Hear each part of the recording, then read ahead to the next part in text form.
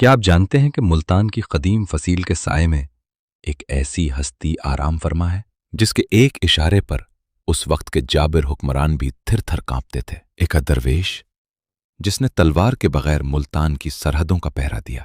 آج کی ملتان داستان ہے علم اور حیا کے پیکر حضرت حافظ محمد جمال ملتانی رحمت اللہ علیہ کی۔ آپ کا تعلق ایک نہایت معزز اور بہادر یوسف زئی پٹھان خاندان سے تھا۔ آپ کے بزرگ افغانستان سے ہجرت کر کے ملتان آئے اور یہیں کے ہو رہے۔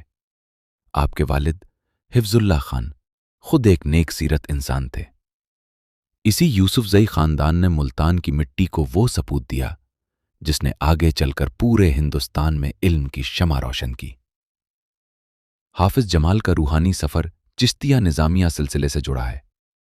آپ چشتیہ سلسلے کے عظیم پیشوا حضرت خواجہ نور محمد مہاروی کے مرید اور چہیتے خلیفہ تھے۔ آپ کے سلسلے کا واسطہ براہ راست سلطان الہند خواجہ معین الدین چشتی اجمیری سے ملتا ہے۔ یہی وہ چشتیہ رنگ تھا جس نے آپ کی شخصیت میں وہ جمال پیدا کیا جس کا تذکرہ آج بھی جاری ہے۔ آپ صرف ایک صوفی نہیں بلکہ اپنے دور کے سب سے بڑے استاد تھے۔ آپ نے ملتان میں وہ عظیم الشان درسگاہ قائم کی جہاں حدیث اور فقہ کا درس دیا جاتا تھا۔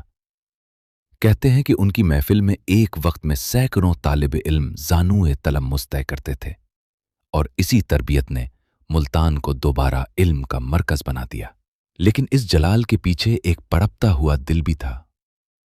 آپ کا کلام مجموعہ کمالیہ آج بھی دلوں کو گرماتا ہے۔